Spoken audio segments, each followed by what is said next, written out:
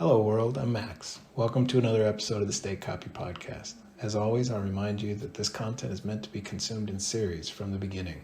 See episode 0 and each segment appended for all applicable terms and disclosures. Appended segments can be identified by their title prefix, SCP.0. Thank you. All right, good morning. It's a beautiful day. Feel great.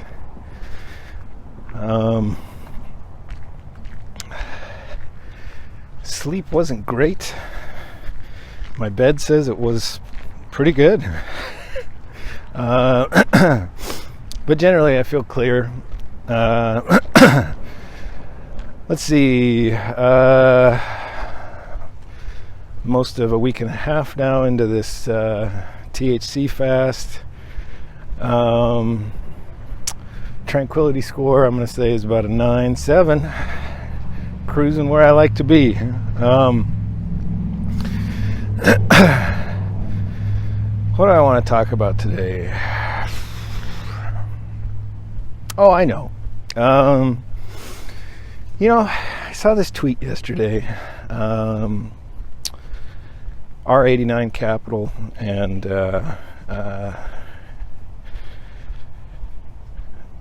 Chase Barker, the Solana community, developer community dude, the real Chase B.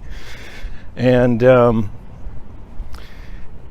because I've optimized my mind for long form discussion, like YouTube style, 3 hours, Joe Rogan, Lex Friedman style, I'm terrible at Twitter, and I can't do a good job distilling everything down into 2 or 3 sentences. I just suck at that. So here's a long form response to that conversation. So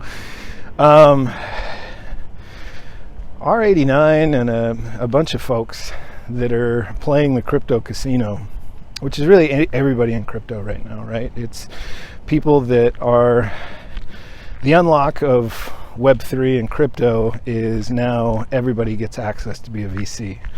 And so crypto Twitter is just basically a bunch of VCs and speculating and weighing the probabilities of an emergent revolutionary technology. So I've been here since about the 2017-2018 period, and what I've learned in that time is a few really important things to call out that address that specific conversation. I think there's a moment. So there's a flywheel in software, especially open source software, and with network effect. So when you're talking about building an open source network in Web3 in the layer 1 space, there's this moment in time where if you have a brilliant idea about how to solve the problem you're trying to solve, specifically as a layer 1 founder, where you need to raise capital so you can pay a bunch of really expensive engineers to help you build a thing. And that is a really difficult thing to do, even if you're an incredible engineer and you've architected a beautiful solution to a problem.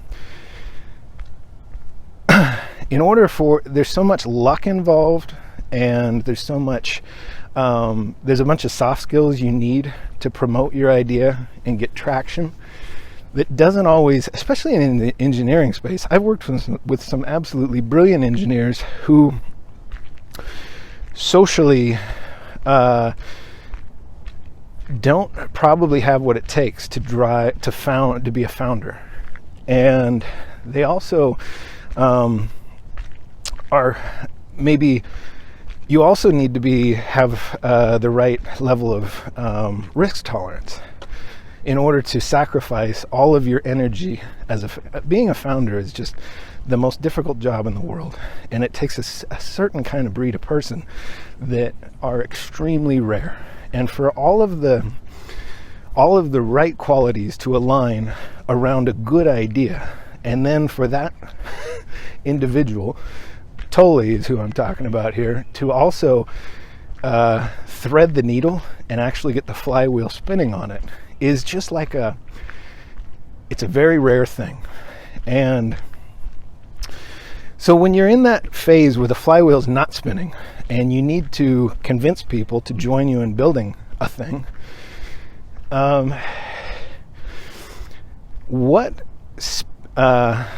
speculator sentiment is really important, especially, and then it's even more so when you're trying to get the flywheel spinning on network effect.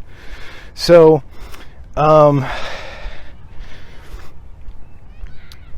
I don't want to spend a lot of time making a case for Solana in any of this discussion. I do that plenty in past captures. If you're interested in my views on it, go back and have a listen. But after a lifetime spent working with engineers and software, not being the greatest engineer myself, or being particularly, I don't have any huge W's that I can call out here, but what I can say is I've worked with a bunch of people that are just brilliant engineers at Fortune 500s, and I know that personality, and I know that business really well. And so it helps me inform my understanding of the first key ingredient in real world scale Web3 that unlocks all this potential that we're all here for. And it was a really high throughput, fast, decentralized layer 1. So that got me to Solana earliest, right? Like white paper stage. But then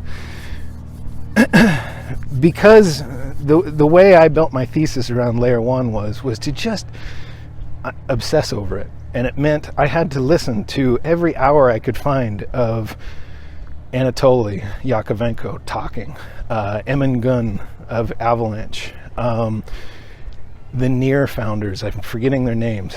I had to go listen to not just so my approach to investing in this space was not to just seek out the 10-minute overview you might get from like a YouTube influencer, like Ran and James and CTO and all these dudes. What it was I wanted to spend time in the Discord and actually watch the development of all these things. So I did that and what's really neat about layer 1 is you can go back and there's hours of them hashing out. Like there's a beautiful whiteboard session with Tolly and the founders of Near that you can watch. And it informed me early on really well on the pros and cons and the different of the architectural approach of all these things.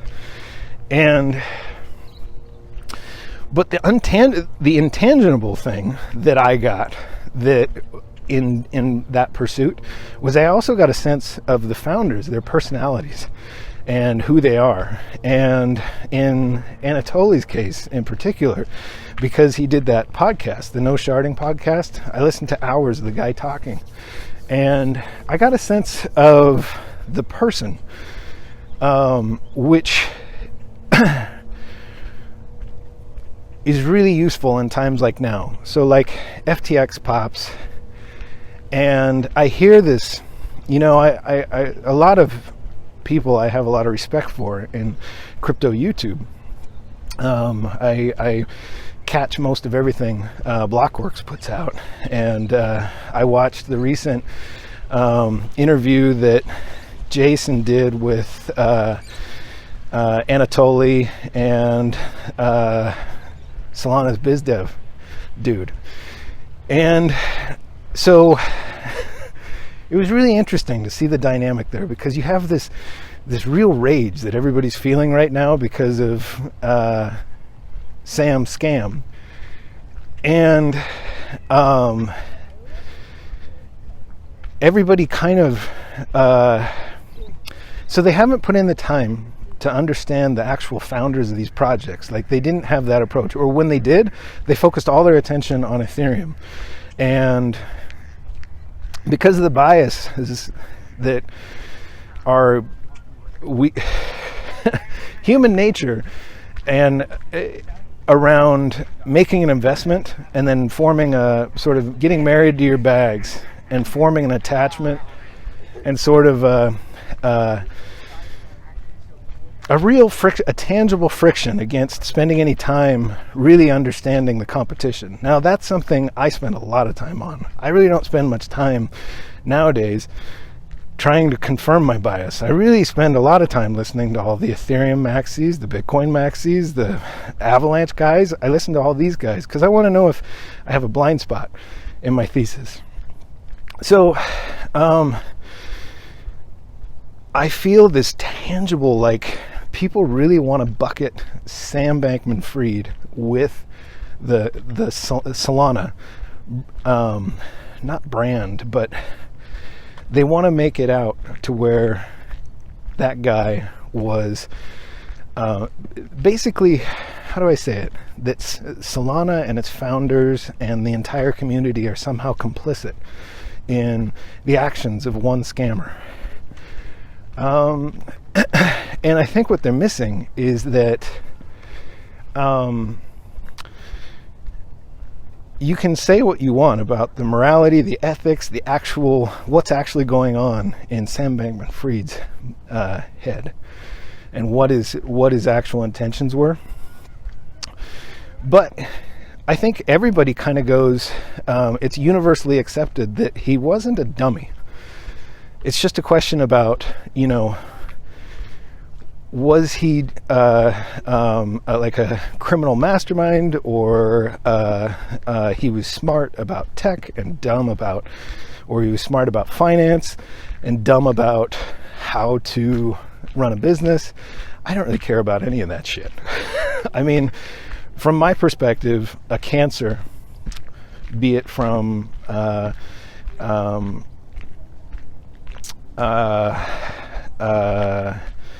bad intention or a lack of credibility, what's the word I'm looking for,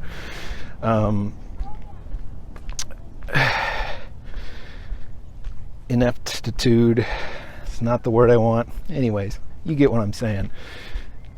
What his motivations are and all are pretty, like, for my investment game, I don't give a shit about any of that. What I see is a cancer in the community was removed, was cut out with a scalpel before DeFi got built out in any meaningful TVL. And that's a very positive development for Web3 just generally.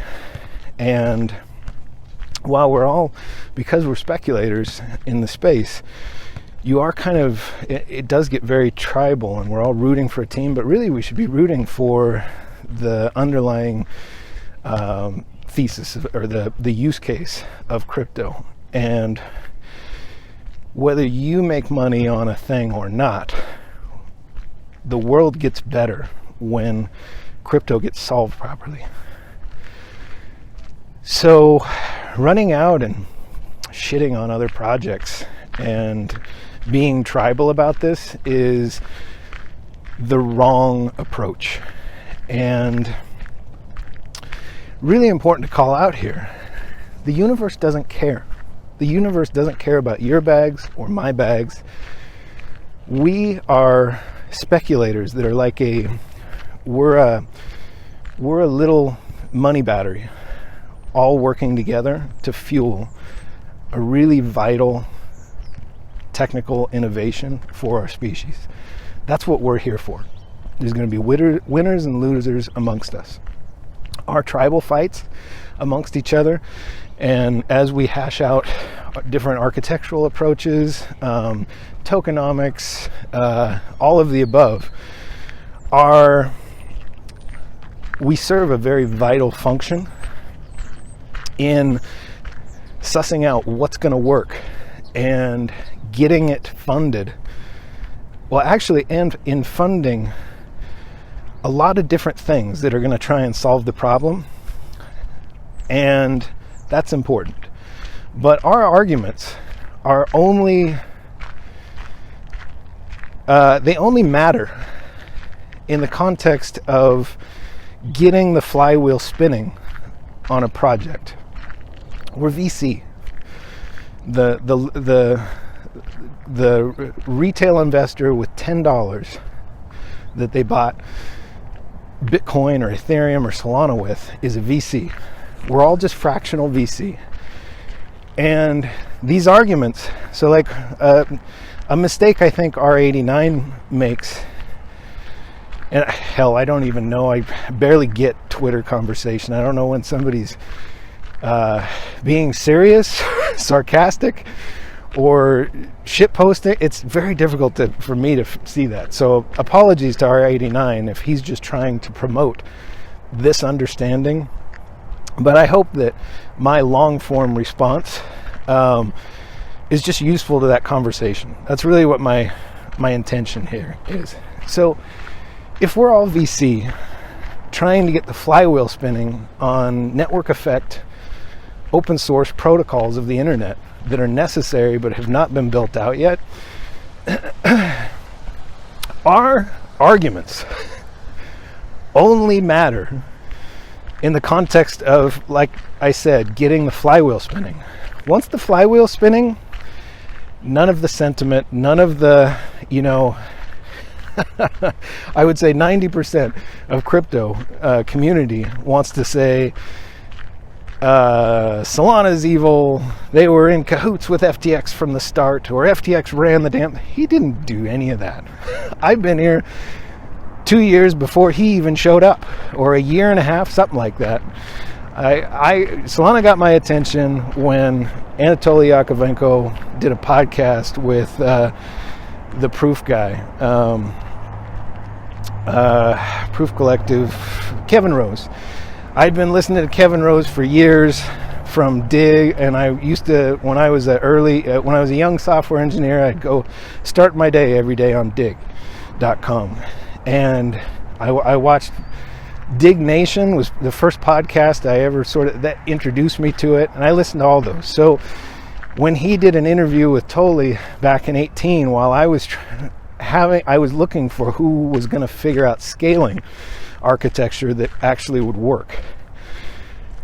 And the throughput, the numbers, and the approach made enough sense in that one conversation to really get my attention. And then I just spent... Make sure I'm still recording here. Okay. I gotta cross the street. I'm gonna pause.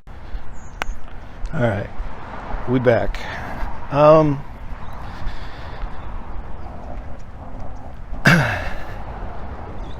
Because I've been there since about as early as you can get, I understand the history of it and the progression and the personalities really well. I know that Sam Bankman-Fried did the same thing I did, and a bunch of other, as I've described in past captures, the engineer investor, the new breed that came in 2017, 2018 to crypto. We looked at the fundamentals with an understanding of software, and we brought a new game. So SBF, whatever you may think about the guy, and I don't even give a shit,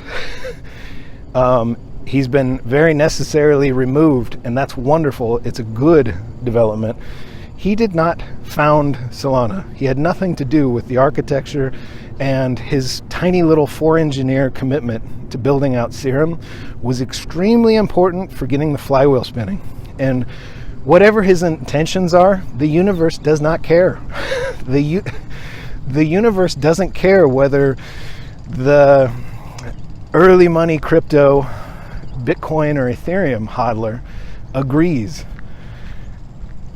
Mass adoption will happen when a protocol arrives and a developer community is thriving to build out all of the really important DeFi that will sit on top of it. And people, I think, are quick to dismiss like DeFi right now on Solana because of its TVL. TVL does not fucking matter right now.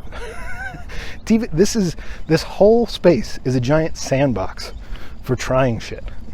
And TVL is early people who are degens who are willing to try and seek yield on these tokens they're holding. It's like a levered play, an option play on the whole thing.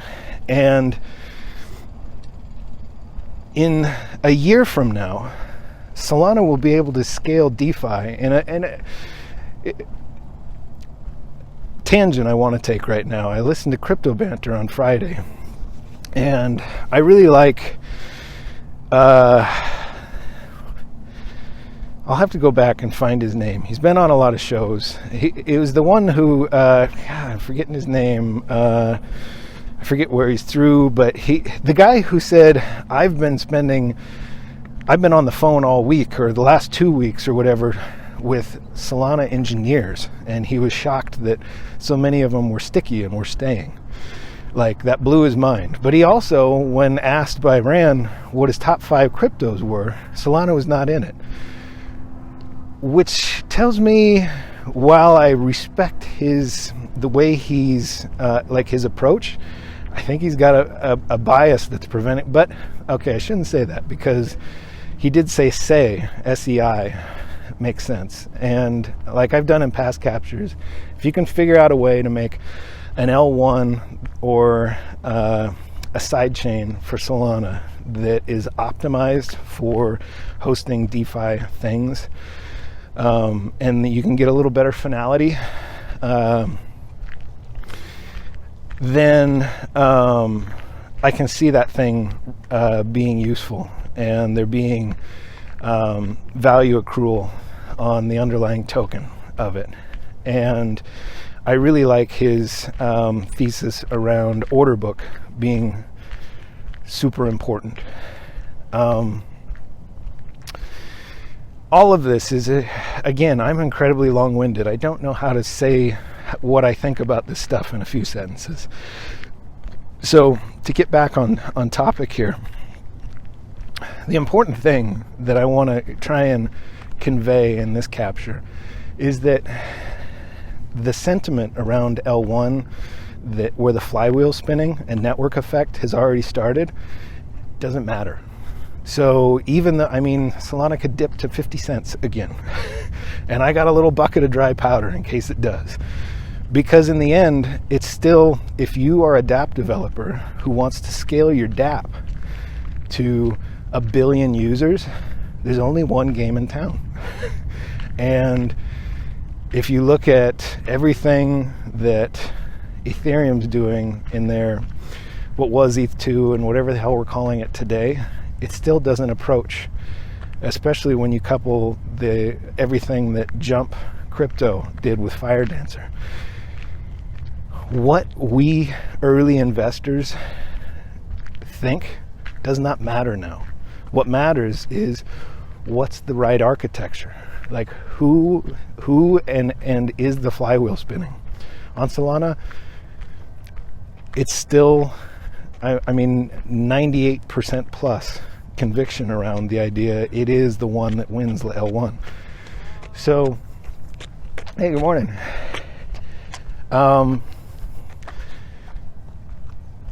When there's a run on the bank, like just happened around a scammer in the ecosystem, and all of everybody dumps their position in Sol, that doesn't make the software or that protocol disappear. unlike FTX, which will disappear most likely. I mean, who knows whether somebody can swoop in and spin up the token like Rand suggested in a tweet yesterday. Who knows? Maybe something like that happens. But you certainly won't have Sam Bankman-Fried at the helm of it. I mean, I honestly don't care what happens to that guy now. His part in this is over. And and the universe doesn't care whether the way the flywheel got spinning on Solana was what you think is good or bad. It only cares whether it solves the use case. And if you're really honest with yourself in how you evaluate this, it's very clear that that's how this whole thing works. And that's really how this simulation we're all riding in does it. All it's trying to find is what the right answers are to all the problems. And everything just is survival of the fittest, where every idea, be it cellular biology or layer 1 architecture, works that way. It will work if it's the right solution that's first. And the flywheel spinning on it, and it has a good model for sustainability. So, I'll probably stop there. And it's important for me to call out, I'm very okay with being totally wrong about that. All we can do as investors in this space is line up probabilities and use whatever edge we have from our experience. My edge is I can see that little really important piece of the puzzle that I don't think a lot of other people can see. I could not build a thing like Solana. That's way beyond me. But I can recognize the fundamentals of how its architecture compares to the other ones. And I can see clearly that it's going to be sustainably solving that problem for dApp developers. And they won't care about what a Ethereum investor or a Bitcoin investor thinks. They're going to go where they can get customers. And customers are going to be on the protocol that scales in a decentralized way. And we'll get to find all of people's fears around the decentralization of Solana. Here's what the right way to look at it is not this gets settled in an argument on Twitter or on somebody's podcast. The universe will set up incentives for people to try and break it. And if it breaks and a central authority comes in and shows their hand when it's put at risk, and then we'll see whether it's decentralized. So far, that's clearly not happened. If anything, it looks like one of the most decentralized of the options before us. So I don't give a shit what the price is right now. And for the Solana community, the people that are here and invested, this message is really for you. I'm not really trying to, I should come back to the disclosures that are at the very beginning of my podcast. I'm not doing this for anyone but me. Saying this stuff out loud helps me organize how I think about this stuff. So my motivation is not to shill my bags. It's to make sure that I've thought through everything properly. 1. And 2, I'd love for this to be useful in some way to people outside of myself. That'd be great. That'd make me happy if it was somehow useful. But I have no certainties around this. I'm just doing the best forecast I can make personally for my own investment. But I feel bad for projects that might be new to Solana that don't understand all that really important context, and right now they're a little scared that maybe they made the wrong call. I think you did. If you figured out building on Solana, you've got a good process, and if you stay the course, I think it's going to work out for you. I have no guarantees for anybody on any of this, but that's how I'm betting. And so I guess, the way I decide to play this is I reinvest into the only tokens I've sold really are to sort of fuel a little bit of time off so that I can really invest myself in the research. And mostly I just take any of gains I've made investing back into the ecosystem. I am the original, the OG mega bull on the whole ecosystem. So you should also understand that if you take anything I say seriously. Now, how do I play it in this downtime where the rest of the world doesn't understand it? And that includes most of the crypto community. I think for me, I've decided that it's too early and I don't understand all the projects that are going to sit on, because there's a huge opportunity in everything that's going to be built on top of the L1. And we have an advantage if we figured out L1 before everybody else, that we don't have to be distracted by things elsewhere in the crypto sandbox. The stuff that's being built here is the stuff that's actually going to be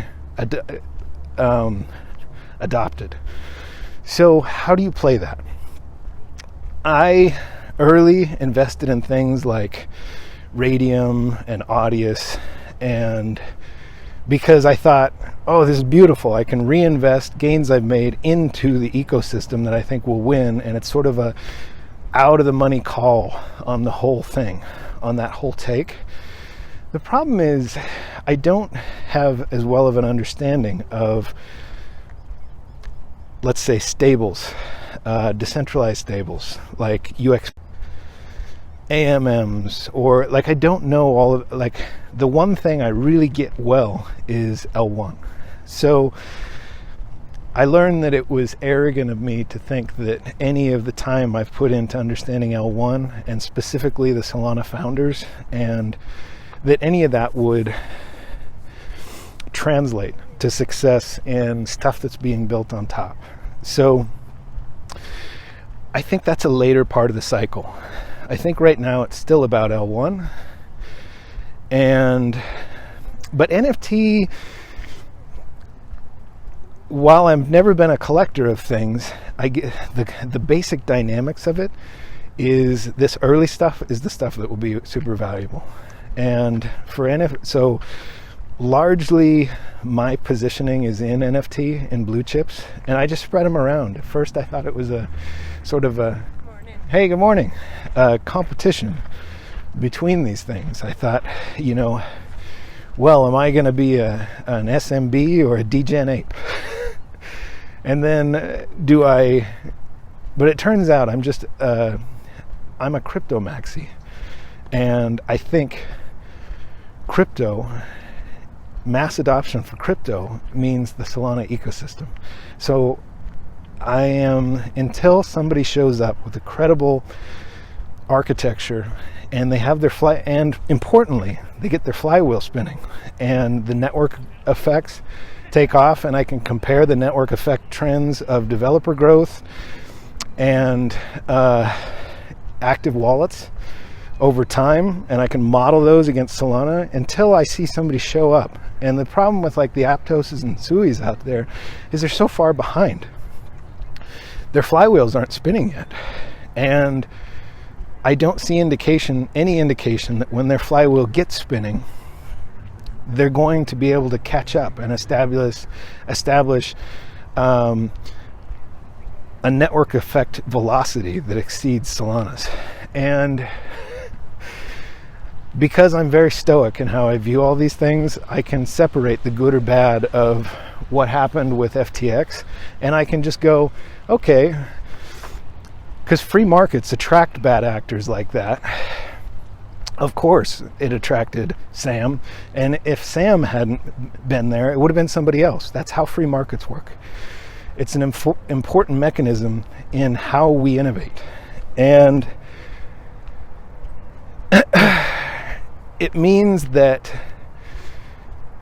but the net effect of what he did is he brought a lot of attention to that mechanism for how a whole bunch of value, that spike of value creation and money, and whether it was good or bad, the universe doesn't care. It gave a huge injection into that, specifically the Solana ecosystem, such that the flywheel just is out of control at this point. It's reaching terminal velocity, where, and on an exponential growth thing, it means this whole thing is largely settled, even though that's an extremely contrarian view, and almost everyone hates Solana right now, outside of being a developer or an investor here. It doesn't matter what they think. Who has a flywheel like Solana that can actually scale to billions of users? Nobody. One may show up later, but for now, it doesn't exist. And Solana did it at a time where the genesis of NFT really gelled. So yeah, Punks was first, but Punks was first on Ethereum, and is important to a bunch of people who are OG and early crypto, but they're a very small snippet of all humans. And we're at a point in our evolutionary trajectory where we're either going to error correct ourselves out of existence through pandemic research or mutually assured destruction, or we are going to continue to adapt and evolve. Elon Musk is going to be allowed to build out everything he's doing to get us multiplanetary. AGI will continue to evolve in healthy ways that where we kind of merge what we are with them. But it means our demographics are about to change in a radical way over the next couple hundred years. There's going to be a lot more humans and a lot more digitally native sentients that are probably something quite a bit more than humans. The demand pie is about to explode. And so if everybody uses and transacts in Solana, the blue chip NFTs, the collectibles there, I think will far surpass, even though they showed up a little bit later. So yeah, I mean, I'm a SMB, a degen ape, a degod, a Ute. I don't care. I'm a human maxi. I'm a Earth maxi, and I think that's the right way to be one. My experience and background tells me that's the right way to bet on it. So I hope that's helpful to others, and I hope I've done a good enough job framing all of my personal biases in this short little segment for it to be useful. But I'd encourage anybody who thinks any of this makes sense to go back and really explore how I think about this stuff and make a determination on my sanity or how well informed my opinions are about this shit before you do anything, before you do any trading around it. So gotta dodge a car. All right. And I think everybody should do that. And when it doesn't go your way, don't be pissed off at somebody else. In order to participate, you have to be willing to accept the burden of the full responsibility of how that trade goes.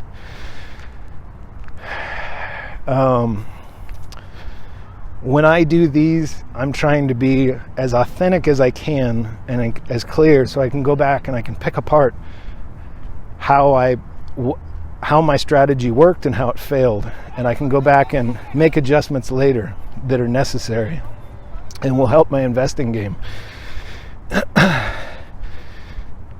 I think that's a really useful practice that everybody should do and take seriously, and it is a useful way for us to share what we think. And